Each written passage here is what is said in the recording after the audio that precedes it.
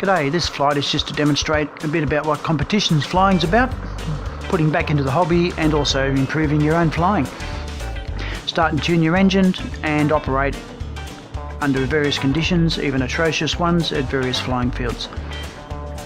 This is a rather unusual venue to fly a model plane. Not for me, I've done a fair bit of this over the years.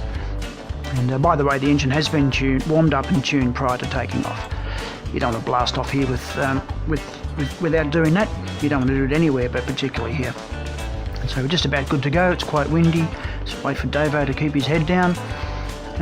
This model doesn't have any gyros, but if you're considering getting into the hobby, I suggest you get something with gyros. They're fantastic. They just make the learning process so much quicker. And as you get better, you can switch them off. We don't use them in the racing. We don't need them.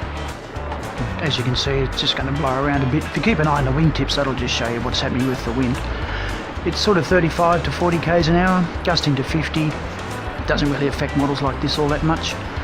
And this is my old RCMU's Racing Texan. Does about 160 k's an hour. We're just diving into the start now. There'll be 4 of these diving in at Sandown, come down the main straight. That's where we'll be flying.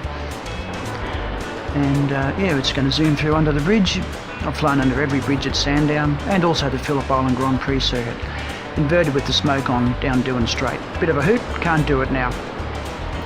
Anyway, this is what 200 k's an hour looks like from the ground. There we go. Flying fast models is no big deal once you get used to it. Obviously just putting them down is the skill, which we'll demonstrate now. Slowed up, gear down. That buffeting is just aerodynamic. At that speed it just buffets the tailplane where the camera's mounted. But if you keep an eye on the wingtips, you'll see that there's a bit of flex in the structure there. If you keep an eye on the canopy as I come under the bridge, I got a whole big gust and had to give it a whole heap of down to avoid hitting the Wilson security sign. And there we go now. Oops!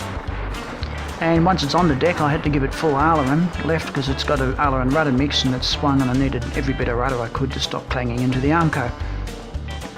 Anyway, that's pretty much it. A bit of competition flying. Hopefully we'll see you on the day at Sandown. It's Saturday, March the 9th.